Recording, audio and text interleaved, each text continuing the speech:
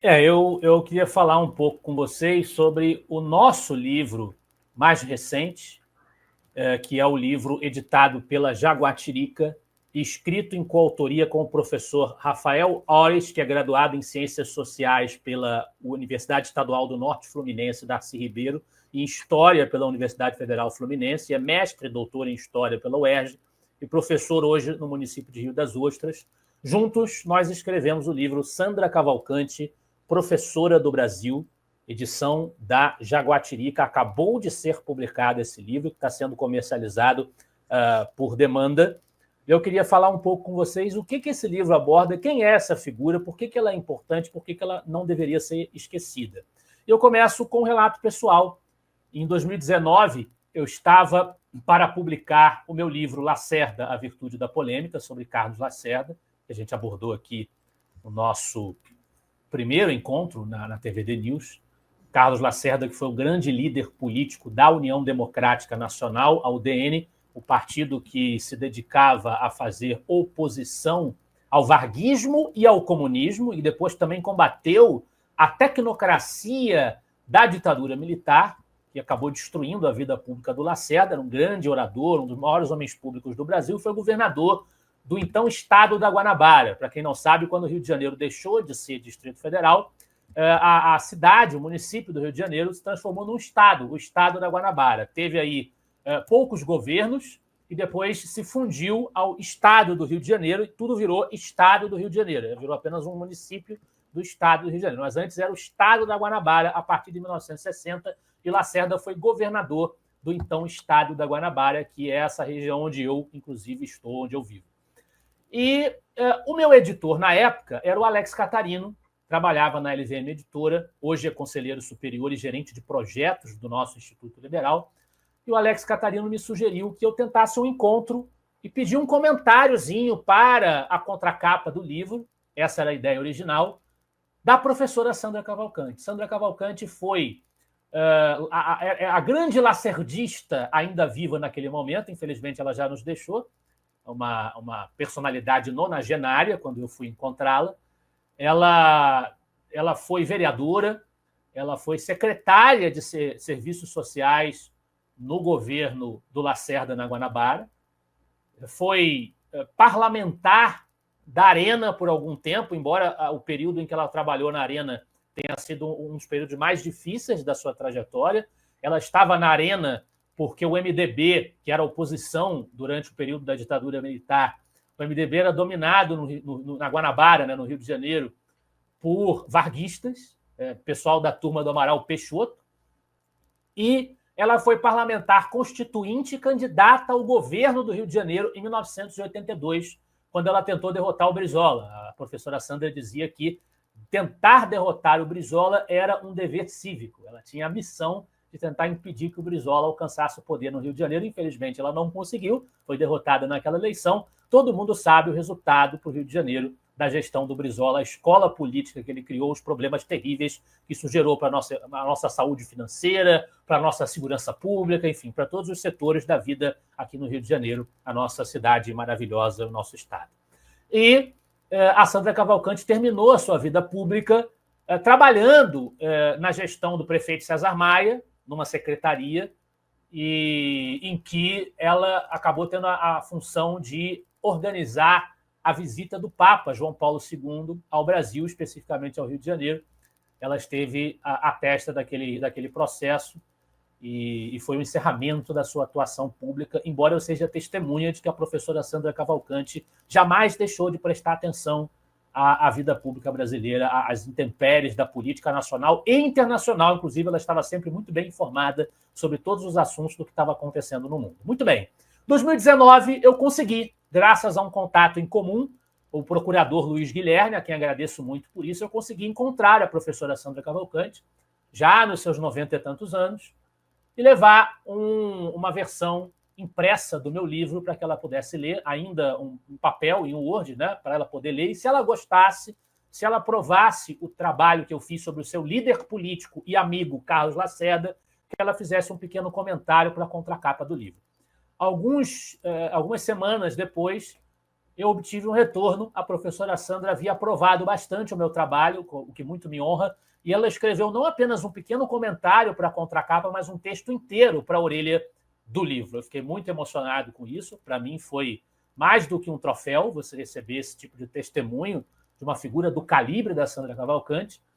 E eu mantive uma amizade com ela nos seus últimos anos. Encontrei a professora Sandra algumas vezes, fui à sua casa na Rua Peri, onde ela morava há muitos anos, e era uma experiência extraordinária de contato com a história. É um privilégio que eu tive poder ter privado dessa amizade nos últimos anos dela, porque ir à casa da Sandra Cavalcante, ver a escultura que ela mesma havia feito, por exemplo, de Beethoven, o grande compositor, e ver também um pedaço do Muro de Berlim que ela guardava em casa, um presente dos seus amigos da política alemã, mas, sobretudo, ouvi-la sobre as suas amizades extraordinárias com grandes líderes mundiais, os contatos que ela fez, o próprio João Paulo II, o John Kennedy, Konrad Adenauer, e as figuras da política brasileira, como o próprio Lacerda, aqueles personagens da vida pública brasileira entre os anos 40 e 60, que a gente lê nos livros, sobre os quais eu tinha escrito, né? Seja o próprio Lacerda, fossem outros personagens que fazem o pano de fundo da história dele, né? Daquelas intempéries da vida pública brasileira naquele período entre a ditadura Vargas e a ditadura militar. Para Sandra Cavalcante, eram figuras com quem ela tinha tido um contato muito direto, na grande maioria delas. Era amiga da esposa do Jânio Quadros. Enfim, era você ter a experiência de um testemunho direto com o passado. Você está de cara com a história, a experiência que eu tinha em conversar com a Sandra. E ela tinha uma inteligência extraordinária. Era professora de letras, a Sandra Cavalcante. Ela sempre dizia que ela não gostava de ser chamada de deputada, e ela foi deputada num período da vida dela, mas ela era professora, e por isso o nome do nosso livro é Professora do Brasil, porque ela também dizia que uma das grandes coisas que ela tinha feito na vida era conhecer a realidade brasileira, fazer um curso de Brasil. Então, a gente fez no subtítulo uma brincadeira com isso e colocar que ela era professora do Brasil. Eu acho que é o título que ela teria mais orgulho de exibir, ela teria mais orgulho de se ornar com essa designação de professora do Brasil. Mas Sandra Cavalcante foi, acima de tudo, uma mulher muito corajosa, muito coerente nas suas proposições, que militava com coragem mesmo, com bravura pelos seus princípios. Inclusive, isso a deixou, em certos momentos, politicamente enfraquecida, mas ela preferiu manter coerência com seus fundamentos. A professora Sandra começou a sua vida pública até com uma formação em setores católicos antiliberais. Ela não começa como uma proponente de teses mais próximas ao liberalismo. Inclusive, a primeira atuação pública dela foi em defesa de uma tese com que eu não concordo, que é a proibição legal do divórcio. Ela começou a sua carreira assim, representando a militância católica da época contra a permissão legal do divórcio, que eu acho que é um assunto que o Estado não tem que se meter se as pessoas quiserem se separar, se divorciar. A religião tem a sua opinião, o Estado não tem nada que se envolver nisso e limitar o que as pessoas podem fazer com base nos dogmas de qualquer religião. Mas, na época, ela pensava assim. Ela começou a vida pública sendo instada por autoridades católicas da época a pregar contra a possibilidade do divórcio. E, apesar de eu discordar da tese, os registros históricos indicam que ela defendeu brilhantemente o seu ponto de vista, né? E surpreendeu, impactou, e isso fez com que ela fosse incentivada a entrar na vida pública. Aí ela se aproxima da UDN, recebe a influência do liberalismo da UDN, da liderança de Carlos Lacerda, é impactada pelo exemplo da democracia cristã alemã, que aplicou o receituário liberalizante, privatista do ordoliberalismo, da economia social de mercado, e reergueu a Alemanha do buraco no pós-Segunda Guerra, e ela vai se tornar uma pessoa que vai defender a diminuição do Estado, o aumento da força da sociedade civil, combate a qualquer tipo de autoritarismo, de proposta totalitária. Vai ser sempre uma grande pensadora do urbanismo, da ecologia e da educação. E, nesse particular, ela faz um combate bastante veemente ao paulo-freirismo, que a nossa direita hoje também se dedica a combater. Então, eu acho que é uma figura que a gente precisa resgatar. Era uma mulher à direita na política brasileira. A gente está sempre falando em Ayn Rand, falando em Margaret Thatcher, mas a gente tem no Brasil o exemplo da Sandra Cavalcante. Eu acho de absoluta necessidade nós resgatarmos esse exemplo. Infelizmente, faleceu quase que esquecida, né, em 22.